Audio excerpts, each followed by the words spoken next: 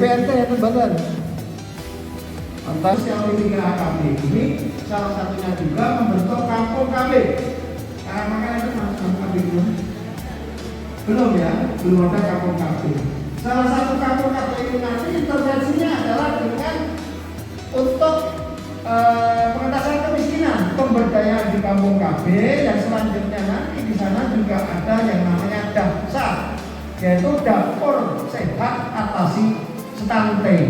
Bahkan dan pertumbuhan anak yang tidak sesuai dengan kondisi yang ada. Dengan untuk berkreasi mengikuti dari awal sampai akhir. Oke? Baik, sampai sana. Juga sekalian, saya mengucapkan terima kasih kepada Ibu Bupati karena pariwisata ini masyarakat tolong untuk khususipun Karang Bakal diperhatikan. Kurang kali saya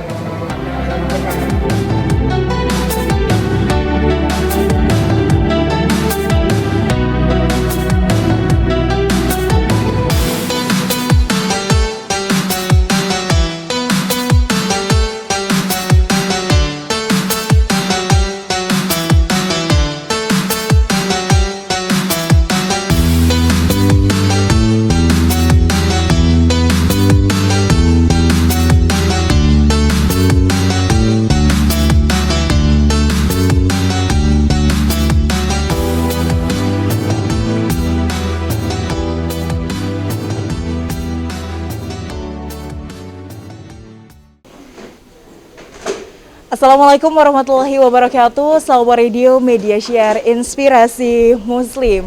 Halo Mitra Salma, saat ini saya sedang berada di kantor Desa Karangpakel pada sosialisasi penguatan pendataan keluarga dan kelompok sasaran Bangga Kencana bersama dengan Mitra, dan sudah bersama saya Mitra Salma, yaitu Dr. Anda Farida Sumarlin. Mitra Salma, kita sapa terlebih dahulu. Assalamualaikum Ibu. Waalaikumsalam Sobat Salma, selamat siang, salam sehat selalu. Bagaimana kabarnya hari ini Bu di Klaten ya? Alhamdulillah segar ini cuaca lumayan panas tapi cukup segar, angin sepoi-sepoi yang membuat kita happy. Baik Ibu, di kesempatan hari ini kita akan membahas seputar tentang stunting ya Ibu ya, lebih tepatnya. Dan Mitra Salma, stunting sendiri ini atau sering disebut dengan kerdil atau pendek adalah kondisi gagal tumbuh pada anak berusia di bawah 5 tahun ataupun juga balita akibat kekurangan gizi, betul ya Ibu ya? Dan Ibu, sebelum kita membahas lebih lanjut terkait dengan stunting, bisa dijelaskan dulu nih Bu, apa itu stunting? Selamat siang Sobat Salma. Stunting ini sebenarnya kekurangan energi kronis. Jadi anak-anak ataupun bayi ataupun calon ibu yang sedang mengandung ini memang menjadi sasaran kita untuk pencegahan stunting. Stunting itu ditandai dengan memang kecenderungannya pendek ya, tapi orang pendek belum tentu stunting. Kalau stunting udah pasti pendek. Nah itu karena memang ada kesenjangan antara umur dengan tinggi badan. Jadi ketika lahir anak ataupun bayi pun diharapkan beratnya 2,5 kilo dengan panjang minimal ya 48 cm. Jadi kalau kurang itu ya harus benar-benar waspada agar tidak nanti bertumbuh kekurangan gizi ya. Sehingga untuk stunting ini yang menjadi tolok ukur adalah pengasuhan 1000 hari pertama kehidupan. Yang 1000 hari pertama kehidupan itu dikelompokkan menjadi 370 hari saat dalam kandungan, kemudian setelah itu di luar kandungan 700 sekian hari. Sehingga dari situ pengawalan terkait nutrisi harus benar-benar cermat agar tumbuh cerdas dan normal lah. Sehingga kualitas SDM yang nanti menyongsong di bonus demografi ataupun di Indonesia Emas di tahun 2045 benar-benar terwujud. Kita punya SDM yang keren-keren, yang cerdas, yang bisa lah membangun negeri ini lebih baik dan lebih baik gitu. Lalu terkait dengan stunting yang mungkin lebih dikenal ini tadi ya Bu, tinggi badan ya Ibu ya. Mungkin ada ciri-ciri khusus Ibu dengan stunting, dan kenapa dengan stunting ini Ibu? Ya, stunting ini kalau secara spesifik ya tubuh ya, yang kita kenal yang lazim kita jumpai itu biasanya badannya kurus gitu, kurus, kemudian rambutnya itu seperti jagung, tumbuhnya itu jarang-jarang dan berwarna pirang itu. Dan memang secara fisik memang kelihatan sekali, matanya celong kayak gitu-gitu. Jadi memang kelihatan bahwa anak ini kurang gizi ya. Kalau yang lazim kita jumpai memang kekurangan energi kronis. Jadi asupan nutrisi yang nggak maksimal, nggak sesuai dengan porsi yang sesungguhnya. Ini memang banyak sekali kita jumpai pola pengasuhan pada anak yang kurang tepat. Jadi tidak mesti kalau stunting itu orang-orang yang kekurangan, tapi banyak juga dari orang-orang yang berpendidikan juga anaknya stunting karena kurang tepat dalam pengasuhan bayi dan balitanya.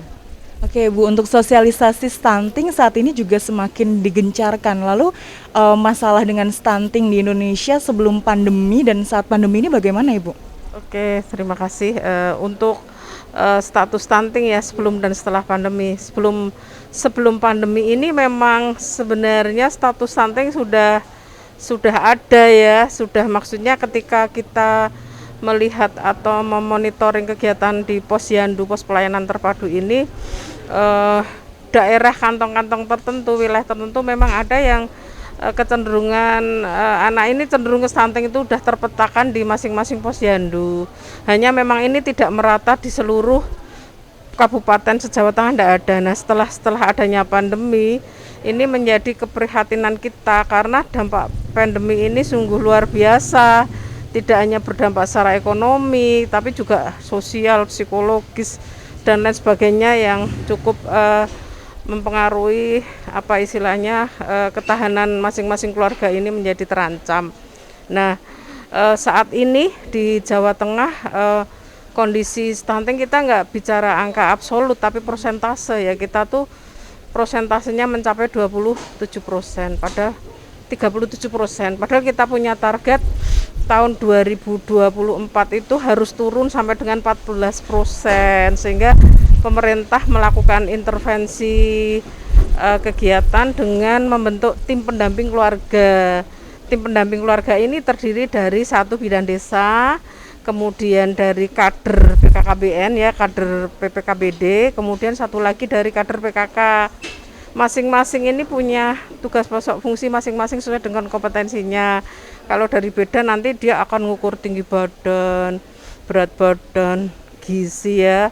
Kemudian kalau dari penyiapan gizi itu nanti dari PKK bagaimana menyiapkan gizi seimbang ya. Kemudian dari kader PPKBD ini yang memberikan edukasi dan mendatangi ke kelompok-kelompok ataupun pasien yang diduga cenderung nanti bertumbuh seperti stunting gitu. Itu nanti peran 3 orang inilah yang akan berbicara di lapangan, sehingga BKKBN mensupport tim pendamping keluarga ini. Nanti ada fasilitas terkait untuk ya istilahnya bantuan transport itu, nggak seberapa, tapi untuk penyemangat begitu. Karena saat ini kita sedang merekrut tim pendamping keluarga di masing-masing desa, harus ada 1, targetnya seperti itu. Hanya ini sedang berproses, jadi belum angka absolutnya kita belum bisa matur gitu. Berarti terkait dengan program dari BKKBN sendiri juga semakin meningkatkan ya Ibu ya, betul ya. Lalu terkait dengan untuk mempersiapkan kehamilan yang sehat nih Bu ya, untuk kelompok yang akan menikah, program yang akan disiapkan oleh BKKBN sendiri itu seperti apa sih Bu Faridah? Terima kasih, ini pertanyaan menarik ya, karena memang BKKBN itu bersemangat ya, semangat kita kan sekarang sasaran kita ini adik-adik milenial yang nanti mengambil estafet ya, tongkat pembangunan yang sekarang generasi kolonial dan generasi X ya. Nah, disinilah BKKBN ada semacam program yang sebenarnya sudah lama, namanya PIK Remaja, Pusat Informasi Keluarga untuk Remaja. Kemudian ada juga kita bina keluarga remaja yang sasarannya keluarga yang mempunyai remaja dan remaja itu sendiri. Nah, program-program yang ditawarkan banyak sekali. Ada program yang berupa gimana sih menyiapkan hidup berencana, kemudian bagaimana merencanakan pernikahan, bagaimana menjaga atau melindungi terkait dengan kesehatan reproduksi. Kemudian ada juga kita terkait kegiatan seperti duta generasi berencana. Ini kegiatannya macam-macam ya Mbak, yang kita saja termasuk ada dari Dinas Kesehatan, dari Kemenak ya terkait religi, kemudian kita juga menggandeng dengan mitra-mitra di perguruan tinggi untuk kegiatan-kegiatan yang berbasis akademik begitu. Itu yang kita lakukan untuk PIK remaja, dan juga ada konsultasinya Mbak terkait PIK remaja ini, konsultasi terkait reproduksi, terkait perencanaan sehat gitu, sehingga mereka nanti kalau sudah teredukasi mereka akan paham bahwa oh ternyata kalau mau memasuki pernikahan itu secara fisik kita harus menyiapkan diri dengan apakah aku termasuk darah rendah gitu, ini harus tambah tablet vitamin A, terus apakah aku suka kucing. Nah, kalau ada yang adik-adik yang suka kucing ini harus ini juga tes terkait tokso ya, tokso TORCH itu, virus-virus ada nggak yang di tubuh, karena ini betapa bahayanya kalau sampai ada virus tokso harus dibersihin dulu ya kan. Nah ini kita menjadi waspada. Jadi kalau kita udah paham itu harus lakukan, jangan sampai kita nanti melahirkan generasi yang cacat. Tokso kan bisa menjadikan cacat kan. Terus kemudian juga terkait nutrisi untuk calon ibu yang nanti hamil juga harus diperhatikan ya, jangan makan yang junk food, Korean food itu ya, itu yang kadang disukai anak-anak sekarang melalui delivery order. Anak saya juga suka gitu, jadi saya ingetin makanlah yang seimbang lah, ada sayuran, zat pengatur, ada zat istilahnya protein ya, karbo, protein, semuanya harus seimbang ya. Kemudian susu ya tentu ya, terus kemudian juga cukup istirahat ya, jangan stres ya, semuanya harus dilakukan secara sehat. Ibadah juga harus diimbangi dengan ibadah yang baik, itu kan untuk menenteramkan hati kita kan hanya melalui ibadah. Syukur rajin baca Al-Quran, habis sholat ya kan, sholat tahajud. Apalagi kalau remaja itu ada baiknya kalau puasa Senin Kemis, itu kan buat pengendalian diri kita supaya on the good track ya kan.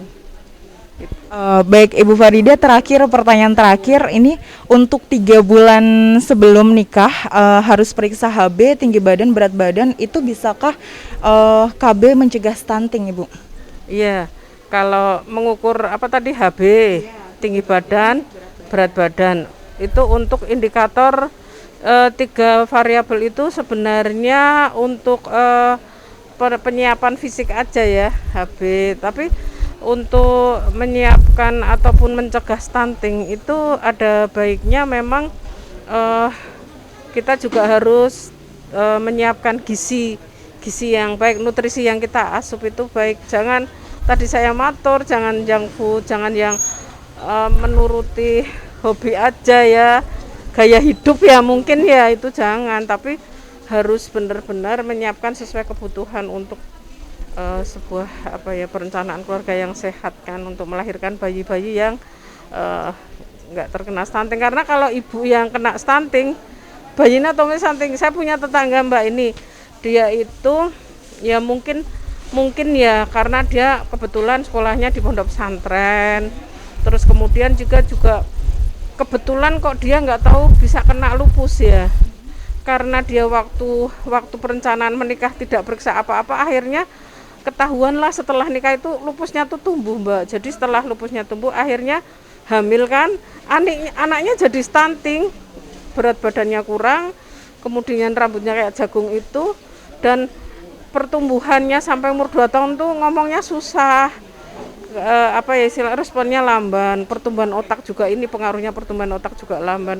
Akhirnya kan harus terapi yang merujuk ke para kader ini, oh ibu anaknya stunting nih, ini harus pengawalan dokter, akhirnya ke dokter spesialis anak. Alhamdulillah setelah umur 2 tahun karena perawatan dan tertib dan dia nurut ya bagus, sekarang tumbuh normal, anaknya udah umur 3 tahun. Nah itu seperti itu, jadi nggak terlambat lah, sesuatu itu tetap bisa diatasi ya, asal kita mau ya. Baik Mitra Salma, demikian untuk bincang-bincang bersama Ibu Dr. Anda Farida Sumarlin. Terakhir nih Bu, untuk harapan untuk kaum milenial mungkin ya, dan juga para orang tua ini Ibu yang masih tetap gencar untuk melakukan sosialisasi bersama BKKBN, ini apa Ibu? Ya, oke, terima kasih Sobat Salma.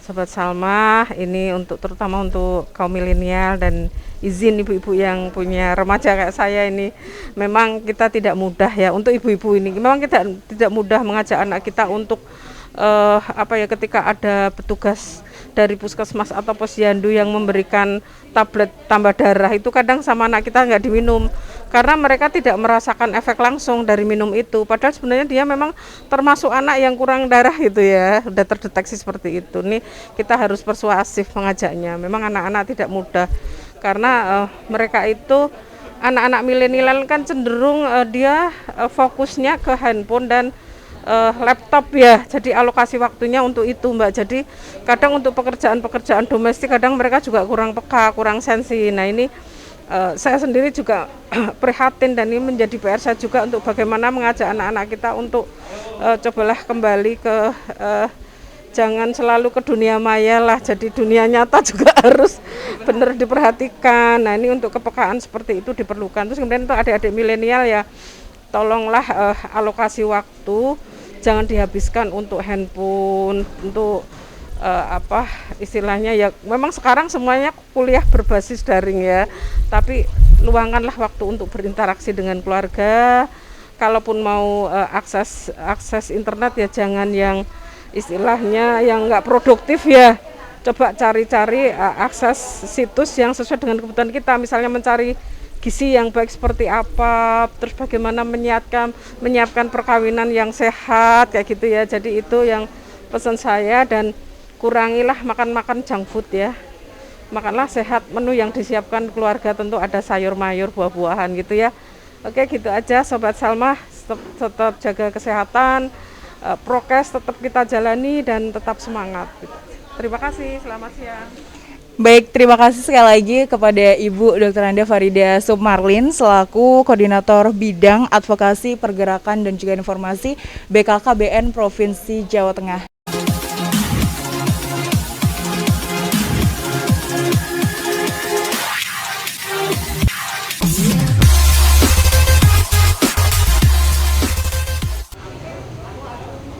Baik Mitra Salma, jika tadi kita sudah berbincang dengan Ibu Farida Sumarlin dari BKKBN Provinsi Jawa Tengah. Kali ini sudah bersama saya Mitra Salma, Bapak Rahmat Handoyo, SPI MM, anggota DPR RI Komisi 9. Selamat sore Bapak.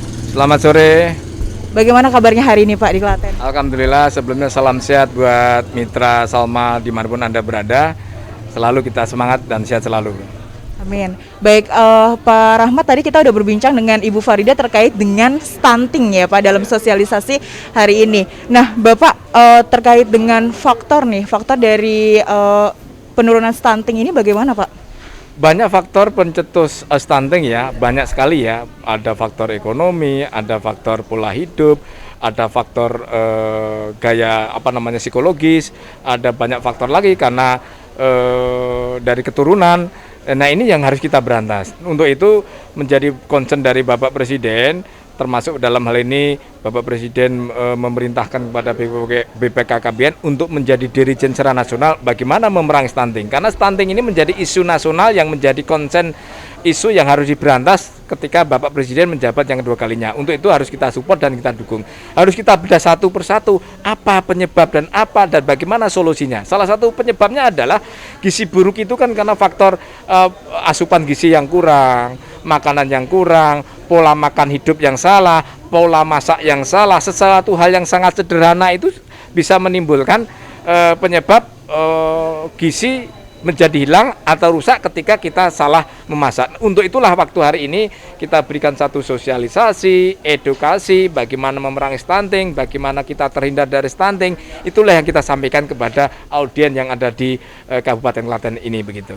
Oke, baik, kalau misalnya tadi Bapak menyebutkan dari aspek psikologi ya, dari aspek psikologi dalam penanganan stunting ini menurut Bapak bagaimana, Pak? Ya, saya kira psikologi sangat berperan ya. Pertama tentu bahwa jangan anggap bahwa saudara kita yang tanda petik kurang mendapatkan rezeki, yang kurang beruntung, itu juga harus kita tolong, harus kita berikan jalan keluarnya. Jangan merasa rendah diri, jangan kemudian kita justru semakin terpuruk sehingga mendapatkan ekonomi dengan susah, sehingga juga untuk mendapatkan atau menambahkan nilai gizi dari ekonomi juga akan semakin berat. Yang kedua, namanya psikologis, kalau secara psikis itu terganggu, saya kira untuk makan aja juga susah, untuk beraktivitas juga mengalami gangguan, sehingga kita harus berikan semangat, berikan satu edukasi bahwa kita harus menjadi tanggung jawab bersama, bukan yang bersangkutan saja yang bahwa itu menjadi tulang bagaimana solusi untuk jalan keluar terhadap stunting ini. Makanya harus kita bangun, baik dari pemerintah daerah, masyarakat, ketika ada warga yang anak-anaknya di bawah balita atau masih usia sekolah ternyata tingginya tidak sesuai dengan rata-rata, itu nggak boleh kita perolok-olok. Sehingga harus kita saling kerja bersama, harus kita keroyok bersama-sama. Artinya keroyok itu ya harus kita saling membantu. Ketika ada warga yang kurang gizi, kita saling membantu semampunya, sebisanya, sehingga kita bergandengan tangan. Kemudian secara psikologi ini sangat berperan penting ketika rakyat kita yang mendapat ujian stunting, keluarganya harus kita dampingin, keluarganya harus kita edukasi. Tidak boleh merasa rendah diri, tidak boleh merasa tidak malu bertemu orang lain. Ya, inilah menjadi kewajiban sebagai keluarga besar masyarakat Indonesia untuk saling menguatkan, saling membantu. Itu kata kuncinya dari secara psikologis begitu. Baik Pak, pertanyaan terakhir Pak, strategi nasional penurunan stunting itu bagaimana Pak untuk ke depan di tengah pandemi ini? Ada banyak, saya kira secara langsung tidak langsung pandemi pasti akan berefek berimplikasi kepada bertambahnya stunting kita. Tetapi tidak mengurangi bahwa adanya pandemi ini kita tidak atau terhambat. Tetapi kita harus bersatu padu, apalagi dengan perintah dari Bapak Presiden, BKKBN menjadi dirijen atau penanggung jawab utama stunting, sehingga BKKBN bisa berkoordinasi, mengkomunikasikan, melakukan satu program yang belum sesuai dengan berkoordinasi dengan kementerian dan antar lembaga. Satu. Yang kedua, adanya intervensi dari pemerintah pusat dan daerah. Ketika masyarakat yang stunting itu fakta di lapangan, kita berikan intervensi dalam bentuk makanan tambahan, gizi tambahan, melalui kearifan lokal. Kita berikan telur, berikan tambahan seperti yang sudah berjalan ini, artinya ada intervensi. Nah, yang paling penting juga adalah sosialisasi dan edukasi kepada masyarakat seperti hari ini. Kita tahu, kita sampaikan apa itu stunting, apa itu faktor-faktor stunting, dan bagaimana mengurangi stunting, dan bagaimana mencari jalan keluar. Salah satu yang paling mudah adalah memanfaatkan kearifan lokal, sumber makanan hewani nabati yang ada di sekitar rumah, maupun untuk sayur-sayuran, makanan yang berimbang yang berasal dari kearifan lokal kita, baik pekarangan, kemudian sekitar lokasi rumah, itu yang kita manfaatkan. Dengan sosialisasi dan edukasi ditambah dengan intervensi dari pemerintah, dengan bantuan-bantuan yang tepat sasaran meningkatkan gizi, saya kira itu menjadi salah satu program bagaimana pemerintah dan seluruh bangsa untuk mengurangi stunting. Saya kira itu prioritas nasional. Iya, baik Pak Rahmat, terkait dengan harapan mungkin untuk kaum zilenial dan juga orang tua nih Pak, yang mungkin anaknya pada stunting gitu ya di kesempatan hari ini, silakan Pak. Ya, saya kira terutama untuk milenial yang pasti akan menacak hidup rumah tangga ya, kita berikan informasi, edukasi terkait bagaimana rumah tangga yang baik, bagaimana persiapan rumah tangga yang baik, persiapan-persiapan apa, kemudian bagaimana untuk terhindar dari gizi buruk. Salah satunya adalah pola makan yang berimbang, kemudian gizi yang berimbang, pola hidup yang sehat. Saya kira menjadi salah satu yang harus dipahami dan dimengerti oleh para melina kita. Kemudian kepada orang tua, saya kira tentu itu sudah menjadi kewajiban kita agar membina anak-anaknya untuk pola hidup yang sehat, kemudian makanan yang sehat. Sehat tidak harus mahal, sehat tidak harus aturan mahal, tetapi kearifan lokal. Jadi ketika kita jangan terpaku ketika melihat televisi, kemudian melihat YouTube bahwa ada YouTuber makanan yang enak, tidak harus begitu. Kita harus arif dan yang ada di lokal kita. Ketika di situ ada ternak sebatas ayam, kemudian makan makanan buah-buahan yang di sekitar rumah, itu ya justru yang harus kita manfaatkan untuk optimalisasi dalam rangka perang melawan COVID-19. Orang tua, saya percaya dimulai dari keluarga kita bisa menghindari dan terhindar dari stunting begitu. Baik, terima kasih Pak Rahmat. Baik Mitra Salma, demikian bincang-bincang bersama Ibu Dr. Anda Farida Sumarli dan juga Bapak Rahmat Handoyo SPI MM. Dan saya Intan Diatri, Salwa Radio Media Share Inspirasi Muslim. Wassalamualaikum warahmatullahi wabarakatuh.